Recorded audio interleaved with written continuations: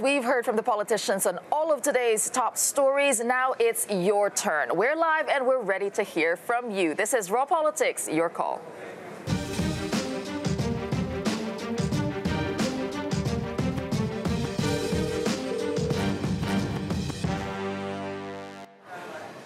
Welcome to Thursday's edition of Raw Politics, Your Call. Three great topics for you as usual tonight. The first one, should racial stereotypes be banned in public? A Belgian carnival parade has been slammed for having a float with caricatures of Orthodox Jews in it. Now, they say they don't intend to cause any offence. In actual fact, the parade itself is based on caricatures. But should racial profiling, racial stereotyping actually be banned in public, particularly given that anti-Semitism is on the rise in Europe? Topic there. We had an interesting discussion earlier on Raw Politics there. All right, the second question we're asking you is, does Europe need gender quotas? Now, we're just days away from International Women's Day, and obviously gender balance is on everyone's lips here. And the Greens have been asking other political parties to reject this all-male nominee list for the top EU finance jobs. I mean, still, there are a lot of men here at the European Parliament, but is the way to solve this problem of gender inequality to have quotas? What do you think? Let us know. And we've been talking about that for a long time, so maybe now is the time to have quotas. And here in Brussels, should politicians actually be in control of Europe's time? Because MEPs have voted to end the biannual clock change. So member states will, by 2021, have decided if they want to stay in summertime or in winter time. But is this just going to cause chaos? And is it just another layer of bureaucracy from Brussels? Summer for everyone doesn't sound so bad. All right, you know how to get in touch with us. There are many ways to get in touch. You can call us for free. The number is 00800 33337 002. Our team, Victoria and Philip, they're waiting for your call. And we're also on social media on all of the platforms. Use the hashtag Raw Politics. In fact, I have two phones here waiting for you to send your comments in, and you can also find us on Skype. And of course, two of our great guests, Tom Waits, the Austrian MEP with the Greens, and Arminda Karnani, one of our regulars here, who's Director of Insights with Friends of Europe think tank. They'll be here to talk to you as well, so do get in touch. All right, before we talk to them, though, let's get all the latest headlines from our team in Lyon with Toke Salako. Hello, Tessa and Shona. Our top stories tonight. A new Human Rights Watch report says Iraqi and Kurdish authorities have been torturing children fleeing from the decline of the so-called Islamic State in order to extract confessions that connect them to the terrorist group. The report says the young detainees are often sentenced to prison in hasty and unfair trials, ignoring the norms of international law that recognises children recruited by armed groups as victims. Difficult with a robust exchange of views. That's how the UK government has described its latest round of Brexit talks to the European Union, adding that negotiations are ongoing. The EU's chief Brexit negotiator, Michel Barnier, also acknowledged the difficulties that have come to the negotiating table after meetings with the UK Attorney General, Geoffrey Cox. France has unilaterally unveiled plans for a new tax on global internet giants like Google, Apple, Facebook and Amazon. Dubbed the GAFA tax, the proposed levy will impose a 3% tax on digital companies with global revenues above €750 million and above €25 million in France. The government claims the tax will raise as much as €500 million a year. Those are our top stories. Now, back to Tessa and Shona in Brussels. All right, thank you for that, Tokes. And just to remind everybody, the three questions we're asking you to call in about tonight. The first one is, should racial stereotypes be banned in public? We're talking about that because there was a carnival here, a caricature carnival, in fact, here in Belgium, that is causing quite a lot of controversy. There were some floats that were deemed anti-Semitic. They say they meant no offense in any of those. All right, the second question, does Europe need gender quotas for top jobs? Gender balance, gender equality, this has been a topic we've been talking about in the lead up to International Women's Day, but are quotas the way to go about solving the problem? Third question, should politicians be in control of Europe's time? This is, of course, because MEPs have just voted to end the biannual time change by 2021. So each EU country can choose whether they want to stay on perpetual summer or winter time. Will that cause chaos? I don't know. What do you think? Call us. Perpetual summer for me, I think. I like that. So we talked about this earlier and got quite a bit of reaction on Twitter. Should racial stereotypes be banned in public? And it's specifically about about this carnival in Belgium. Now, the carnival itself is a carnival of caricature, so I think it's very important we make that point. Yeah. But when you look at the footage from it, the caricatures of Orthodox Jews, very anachronistic. You can see, at least on their own, that could be offensive. I just wanted to say to our viewers who don't know about this carnival, you can go on Twitter, use the hashtag ALST, A-A-L-S-T, Carnival, C-A-R-N-A-V-A-L, and you'll find a lot of images, videos, so you can check that out and then call us and tell us what you think. Jarminder, we were talking about this earlier, Indeed. okay? And obviously, when you look at the footage, you wince straight away. In fact, it's quite, gobsmacking, really. Absolutely. But it is a festival of caricatures, and it is a satire in the extreme. So therefore, should we not just take it for that? Or really, should these things be banned? Okay, I think it's really complicated, obviously, but I think you can't seek refuge in caricature or calling it a festival and underlining it's about caricatures and get away with what they're doing. And I think in the 21st century, in 2019, that we are the images, and it's not just about the Jewish caricatures. You saw Black Pete there, exaggerated blackface. You had images of men with the pointed cloaks and hats that looked like the Ku Klux Klan. And really, does this actually communicate the kind of community it wants to be in Ulster? I don't think so. But also, imagine for a moment if the whole float, the whole carnival was about women dressed in salacious fashion, exaggerated. Would we accept it? We wouldn't. And the point I'm making is that we've learned through history that actually stereotyping and exaggeration of that kind can lead to violence, discrimination, etc. and so forth. So why are we excusing it simply because it's a caricature festival? You can't seek refuge for that, the issue of promoting racial stereotyping as a result. Just to bring in the opinion we had today on World Politics, which was one of the MEPs, who's Belgian, in fact, Maas de Mesmaker, who was saying, well, look, this is, we've never been to a Flemish carnival. This is normal for, people accept it as poking fun, and there's no preference for just poking fun at one type of group of people. It's everybody. So this was what he was saying as well. I wouldn't immediately say that we should ban everything that kind of gives the impression to have a tendency of discrimination. But I think, what I've seen here is just not funny. So I just ask myself, why are they putting it on a carnival? The Jewish community is pretty good in making fun about their own behavior and their own life. They're pretty good in that. But putting Orthodox Jews on a pile of money is just serving a stereotype, which was the base of very cruel parts of history that we had in Europe, and especially in times where Orban, as an example, claims that a Jewish person that is very rich, like Soros, is controlling the whole European Parliament. I think that's ridiculous. Indeed, this is just serving. Yeah, this is just serving the stereotype. And I think the public officials should actually clearly state that this should not be part, not even. Okay, let's bring in a caller that we have, John from Surrey. John, should racial stereotypes be banned in public? What do you think? Well, I don't think so, because I think, again, this is another classic case of political correctness going into extreme. Satire is a very important part of our social lives. We've always poked fun at all sorts, and obviously, it goes without saying that there's an element of stereotyping in any satire. When you joke about the Scots, for being miser, the Irish, whatever, and so on. So so this has always been part of our culture, and I don't think there's any harm in it. I saw the carnival. Obviously, I wasn't there. I didn't see all the details, but I doubt that there was any malice intended. And if we're not careful, then this is, a bit like freedom of the press. If we have too much censor, then it's like Big Daddy sitting there dictating to society, to individuals, how they should behave all the time. I think that's even more dangerous. Right. John, just a quick question before we go to our guest. Do you have any, you're talking about political correctness, but do you have any red lines that you don't want to be crossed when it comes to poking fun or satire?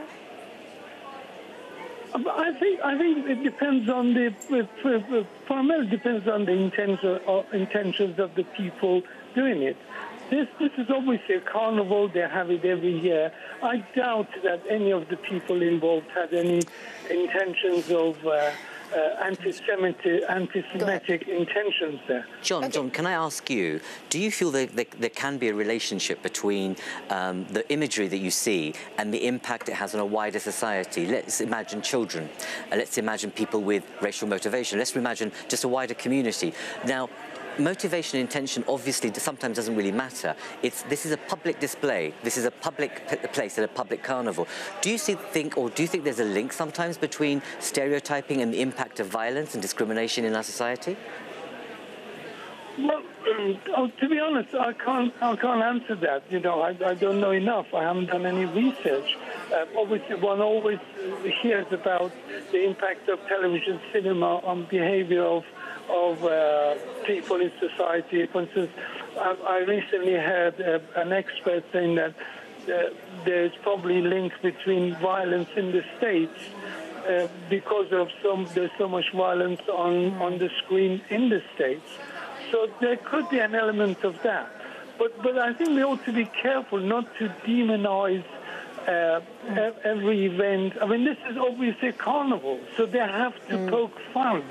And the people who are designing this, they spend hours and hours designing all sorts. I mean, can we also perhaps look at all the other elements that were there?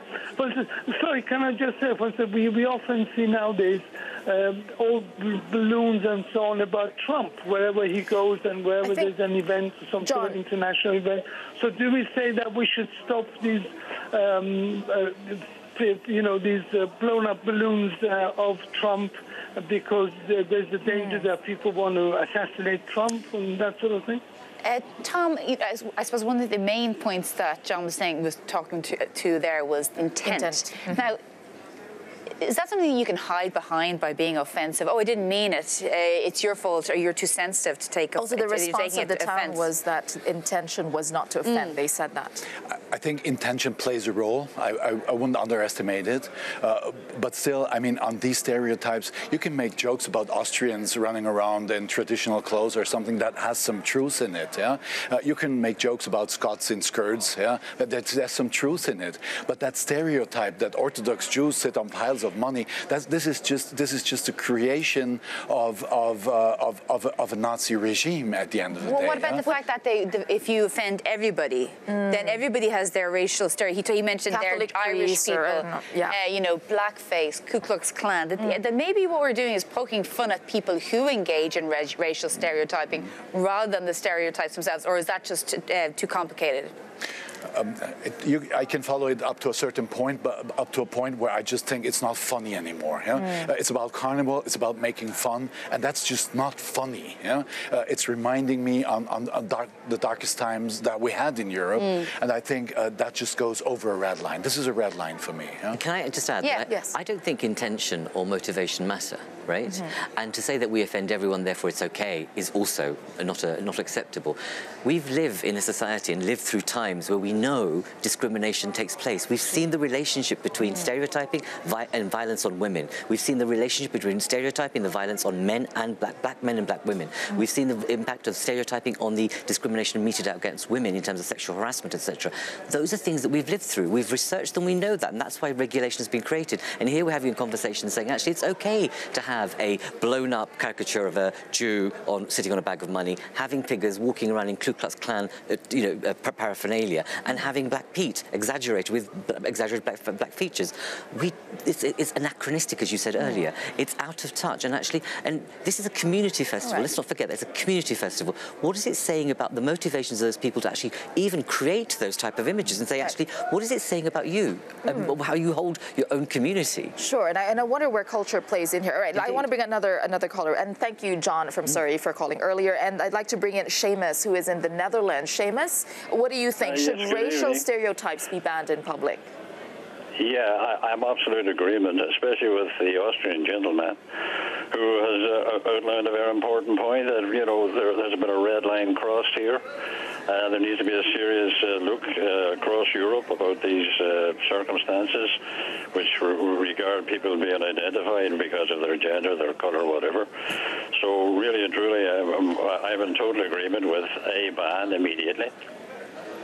Should the carnival be banned altogether, or do you think that they should just, rethink their strategy? Well, that's an important point. Yes, of course. I don't think that the carnival should be banned, but I think the sort of floats that promote that kind of message really should not be allowed. But I mean, the carnival is a carnival of caricature. So are you saying maybe they should just temper down the level of caricaturing and the level of stereotyping? Well, it's a very thin line. It's a really thin line that prevails. Actually, we do want to hear from people who will defend the carnival as well, especially if you're Belgian and you attended and you enjoyed. Yeah. And what's your intent behind it? The other point to explain to us, and I want to bring up something you brought up, Shona, actually before the show. It was Charlie Hebdo. You were saying, oh, is it like Charlie Hebdo? So where that was a discussion raised in France as well. So where do you draw the line between acceptable caricature, or is offence part of caricature and political satire? I don't know. It is. I mean, there's a fine tradition of political satire. We know that, and it's played a really good part in being able to have the flow of freedom of oxygen about actually political debate. And that's important, absolutely important to have and to retain. And no one's actually suggesting that you don't have that freedom of expression. But this is about the implications of using racial stereotyping, which we know has an impact on people's perceptions, actions, and behaviour. We've lived through, 100 years of this happening, if not more. And so actually, it's time to get real about it. That's all. But it's not to actually say you ban or outlaw political satire. Sure. Tom, when you hear from people who are sort of, I guess, populists, for want of a better term, you often hear that part of their position is, the nanny state, or that they've been told, how to feel, and political correctness gone wrong, and they feel sort of subjugated in that way. So are we going to stop people from being able to express themselves to the point where they just feel quite suffocated? Well, I think satire is there to express things or meanings or points of views that are there in society. And sometimes it helps to actually create a discussion around it. Yeah? It helps to create a critical discussion on these points. But I think if you just walk that line down on fueling ridiculous stereotypes, this is not helping a political debate at all. This is just helping, I would say, radical right-wingers to say, well, look, I mean, they're even showing it here in the carnival. Why is it wrong for us to... it becomes acceptable. Yeah? But I think what's interesting here is because what we saw that have been found as offensive in that carnival has a lot of history. Because, in the past, I was looking at the UNESCO site, there were men dressed as women making fun of women, so there's another issue. But here's a lot of history. All right, we're going to go to a short break, but I'd like to remind our viewers on what the questions are. So first question, should racial stereotypes be banned in public? This is in relation to what we've been talking about on the carnival. Second question, does Europe need gender quotas for top jobs? Is this the answer to solving the gender inequality? Third question, should politicians be in control of Europe's time? Perpetual summer, perpetual winter. Which one's for you? I know. And yeah, you can call in. All the details are on your screen. We'll be right back.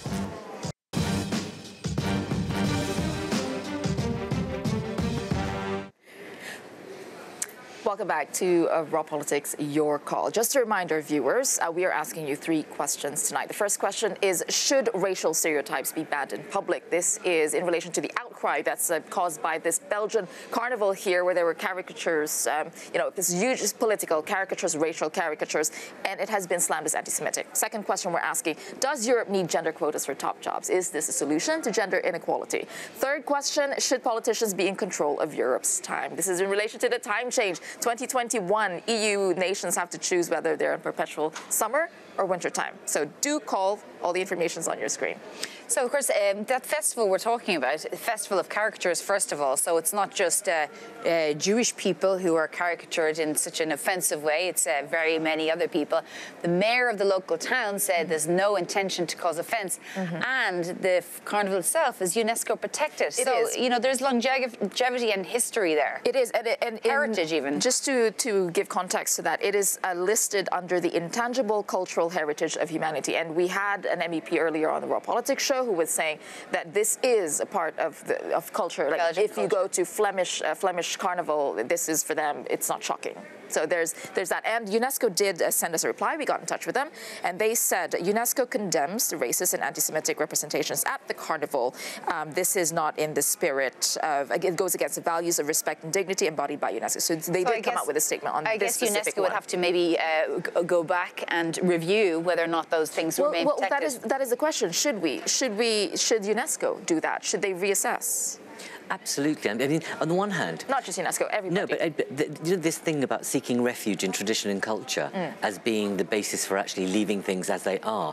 But we all know tradition and culture evolves. We don't live in aspic. Just imagine for a moment, actually, that less than 100 years ago, women didn't have the vote. Women, you know, it was okay to beat a black man. It was okay to sexually harass a woman on the street, for example. That was that culture? Is that the tradition that we lived in? Did we not do something about that? So things have evolved over time. And so I think the issue here is about reflecting society as it is and reflecting the social progress we've made to tackle issues of rights and responsibilities. Is it safe to say that some of the things that are unacceptable now were acceptable in the past, in fact? Well, many things were acceptable in the past, and we're very happy that we got rid of them. Rid of that, yeah, sure. And coming back to that concrete issue, where I mean, if we talked about men dressing up like women, this had the tradition, and there it is tackling a question which is actually debatable in society and which should be debated in society. It is referring to real taboos that we have in society, but the fact to create a picture of the so-called money Jew. There is no such thing of a money Jew. There's rich Jewish people, there's rich Westerners, there's rich white people, Indian people, all kinds of rich people. So you're just perpetuating and stereotype that is only creating negative impressions. We do have a caller on that, actually. Carlo, who's in the Netherlands. Carlo, do you think racial stereotyping like this at this carnival should be banned in public? Yes, I've been following the debate for a little while now, and I do not think that all racial stereotypes should be banned. Only those who have a negative connotation, only those who have a second agenda, if you want to call it like that. Well, who gets to decide what's a negative connotation, though, Carlo? People can be offended for different reasons. Well, I think also you should make a little separation there. I mean, if there is no negative connotation intended, then maybe those people who take offense should maybe look into the matter a little bit more. It should be explained that there is no negativity intended. Because some of those racial stereotypes are maybe also a little bit more of a celebration of the cultural diversity that we have. And some other of the, how should I say, the racial stereotyping also might seem as that, but they are actually more of a development of our culture. For example, this one of your panel members spoke about black teeth, which is actually not a racial stereotype, but it's more of a development of a cultural aspect of Krampus, which is very well known. Because in the Netherlands, there is Black Pete, isn't it? Yes, we have, but it's perceived as a very positive person. For example, myself, I grew up with the concept of St. Nicholas and Black Pete. And they are both considered as what we call but actually there's my question. Come and bring the presents. Yeah, Carlo, you're saying that Black Pete is very positive, but actually when someone else with a different background sees that, it becomes offensive. So how do we... But these people need education, I think. They should look into the matter a little bit more. Would you not, I mean, it's a question to you, actually. We've had research across the world, I mean, especially in Europe, where we've known that having stereotypes of certain kinds, so there are situations where you have toys which are necessary, we have quite stereotyped, for example, which overblow the imagery of black people. And there are situations where children in school have been bullied and racially harassed and called names because of that toy or because of that imagery. And that's where, you know, where do you draw the line, for example, where we know there's a relationship between racial stereotyping and the views and perceptions that children and people actually accept and grow and learn to behave in a certain way towards others, and therefore ultimately leads to deciding whether you actually employ someone or you don't, or you treat someone differently or not. And that, there's a huge implication between racial stereotyping and our values and our value system. Isn't there an issue there about what do you find acceptable when you say certain racial stereotypes are okay? That's different to, we know that, as the black and Asian or gay community or the women's community are able to laugh at themselves. There are television programs across the world that are really very much funny and about taking the piss out of themselves, if you like. But that's different. That's about progress and about confidence. That's about them being able to define that space. But when your space is not being defined by you... But do you agree with... Sorry, go ahead, Carlo. Oh, yeah, I'm sorry, but yeah, like you said, you make a good point, but then again, as you say, children might do this, but they are in the process of education and growing up. And I would certainly hope that as a child grows up, that he becomes a balanced, well-informed adult who makes a much better decision. And so, Tom, what do you think about, because the Black Pete, this is really interesting discussion, because again, we had, for the Belgians, for the Dutch, it is a very different thing for them, and it could be positive, as Carlo is bringing up. But again, it depends on who's looking at it. So where do we draw the line? The caller also referred on Krampus, which is very prominent in Austria, and I don't know if it's a very positive figure, because the Krampus is the one beating you up if you were a bad guy, or if you did wrong. But if you did right, you get some apples or oranges from St. Nicholas. So people, children are actually really scared of Krampus. But Krampus is not linked to black community in Austria at all. But still, I see a difference there. On one hand, this is a black person or a colored person, and this is it, and you overdo it in a way. But then that pictures of Orthodox Jews sitting on piles of money, this is actually transporting a whole conspiracy theory. This is transporting a whole image of the rich Jewish community running secretly the planet. So are we entering the realm of specific issues, actually, when we're talking about this carnival? I don't know. Well, and I mean, they're referring to a conspiracy theory image. And this goes much further than just overdoing a black person or Carly, what do you think about that? Would you like to respond? Well, what he just said, then I have a counter question. How does this person...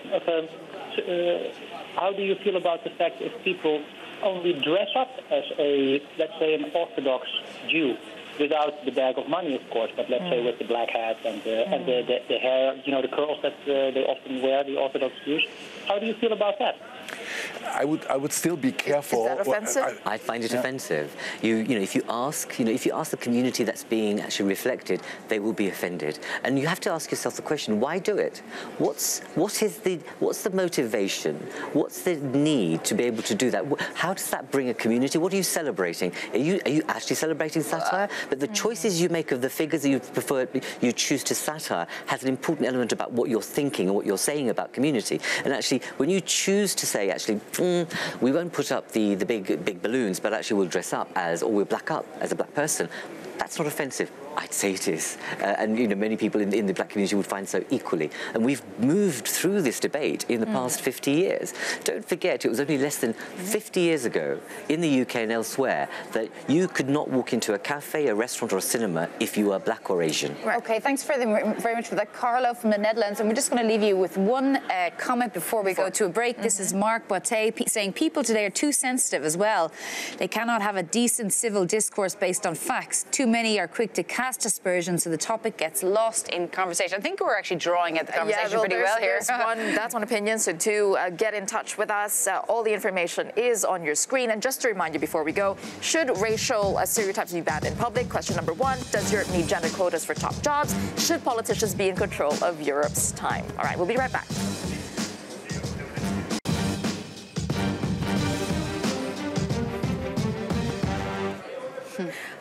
Welcome back to Raw Politics, Your Call. So just before the break, we had a caller when we were talking about should racial stereotypes be banned in public, and we'll continue that conversation here with another caller. Yeah, Jean from Cambridge in the UK. Jean, should these racial stereotypes be banned, or is it a bit PC, gone mad, as they say? Definitely banned, yeah. I think it's totally offensive, and especially considering Brussels is at the heart of Europe, and considering Europe's unfortunate, shall I say, history. And I think it's very dangerous. offensive and shouldn't happen. I'm surprised it was allowed to go through. You can talk about a First Amendment and freedom of expression, but that is no excuse. Okay, just to clarify that this carnival happened in Als. It is, you're right, it is in Belgium, and that it is also a UNESCO-backed, as a cultural heritage-backed carnival. All right, Jean, so you think that this is outrageous? You think this should not happen at all, the carnival? No, not the carnival. I mean, sure, have some. Well, yeah. I mean, not a Jew with money. I mean, it's just so totally wrong, especially for Europe. All right. At the heart of Europe as well. Darminda, most people who are I suppose, calling in are saying that the idea of it, the character, whether they've seen it themselves, and you can get it on Twitter, it's making them wince straight away. And we talked about it earlier in Raw Politics. The right-thinking member of society finds this offensive, so therefore it is. Yeah, completely, especially when we've lived through the world that we have in the past. Let's say the social progress in the past 50 years as women, men, lesbians, gays, black, white, etc. You've seen progress happen, and we know that that imagery is wrong. And here we are, living through it and trying to defend it.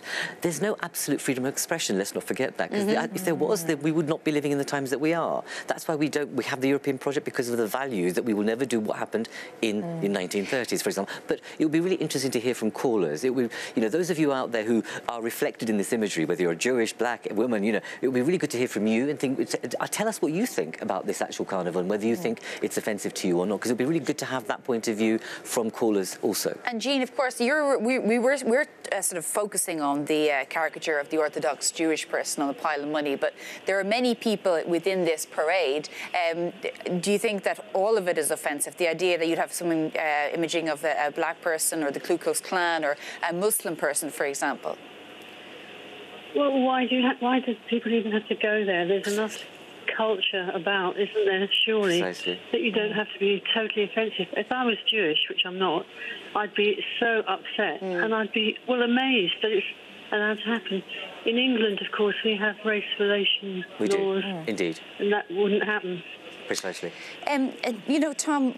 Tom Waits, I just keep thinking of Tom Waits, sorry. Does it sort of promulgate the idea of, I suppose, white superiority in a way? Because it's like there's no white people being stereotyped in this carnival. It's either, traditionally European white people. I would actually welcome that. Well, I mean, I think they have maybe they have some drunken Irish. I don't know. We can never miss out the context of history. In Austria, this would be simply forbidden by law. It's not allowed to transport such stereotypes in a public event. It's simply forbidden, and this also refers to the history that we have. I mean, my grandfathers, and maybe not personally mine, but of my Austrian fellows, were co-responsible for killing more than 6 million of Jewish citizens. So just remember that, and I think we also have to see that context. I think that also counts for a colored person or for a black person. There is a really cruel history. So I think we shouldn't make jokes about that, and I think that we should differentiate there. It's not about freedom of speech. You can make jokes about all kinds of people. And I also wonder, this community, suddenly has been catapulted in the public glare, and I can well imagine that, there are well-meaning, decent people that actually have the right value base, but actually you have this thing which is predominantly made up by white guys who pull together the festival. Exactly. You have a mayor, you have the others that actually say, this is a good thing to do, we'll dress up as women, we'll do this, and actually it's fine. But actually they're completely removed from the reality of society and actually how we make sense of ourselves and the social progress it's made, saying it's a bit of fun. In relation to specifically the caricature of the Jewish men, do you think that this is also a result of almost like a collective ignorance now, as we move farther and farther away from the Second World War and what happened back then? Do you think that there is that as well, that there's less, you said your father, your grandfather, education or just connection to what happened in the past that makes this less, I don't know. I wouldn't think so. I think there's just a lack of sensitivity that led to that. Where is that coming from then? Well, probably ignorance, probably just maybe also a lack of knowledge about history, yes. Sure. And maybe also a lack of a certain sense where society developed to and where it went to. And this was funny in the 30s in Germany, Sure. But it's not funny nowadays anymore. So I don't think it's ignorance. Come on, you look at the images. Look at the images. They are so specifically constructed.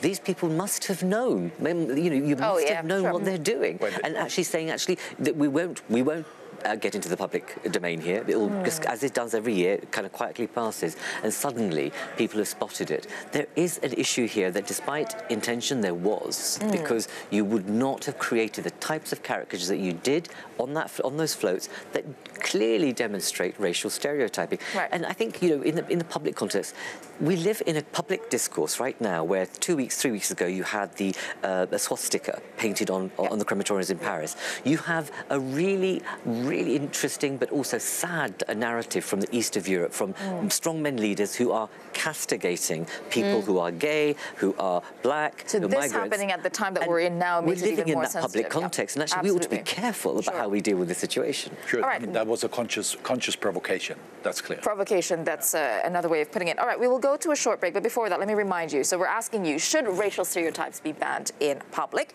And second question, does Europe need gender quotas for top jobs? And third question, should politicians be in control of Europe's time? You can call us in on the other topics as well.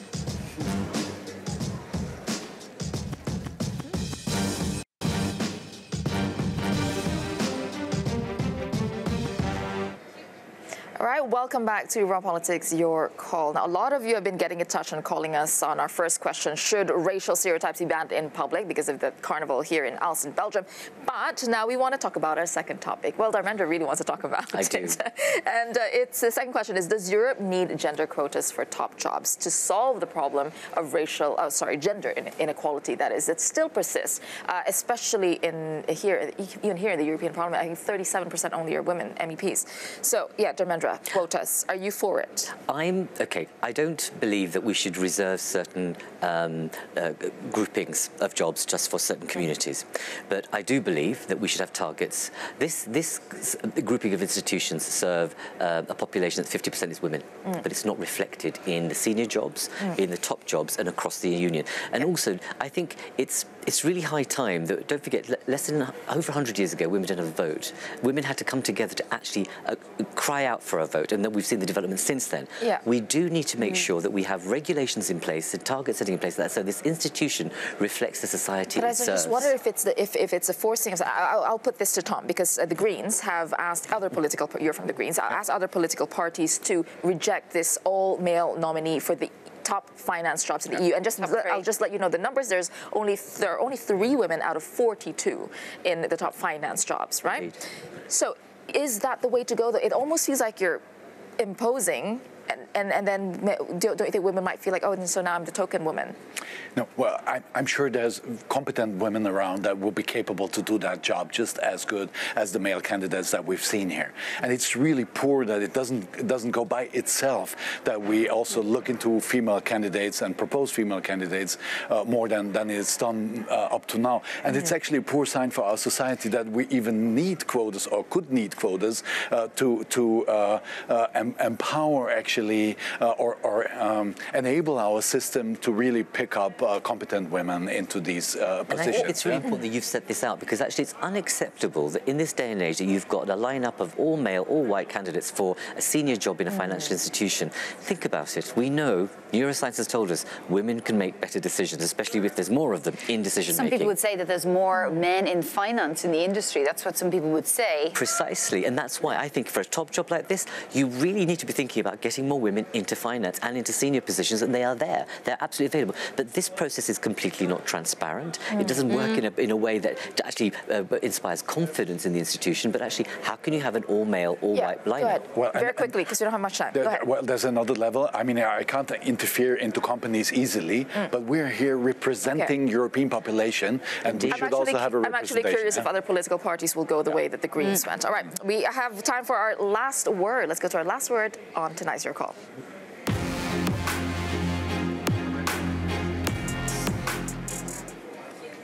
This is on our first topic on the racial stereotypes, whether it should be banned in public. I just want to read from the Coordinating Committee of Jewish Organizations of Belgium and the Forum of Jewish Organizations. They issued a joint statement commenting on that carnival. They said the Jewish community naturally accepts humor. This is very important to society, but there are boundaries that cannot be crossed. And I think this was a point that was also raised in this panel here. All right. Thank you very much for joining us tonight. And join us again tomorrow.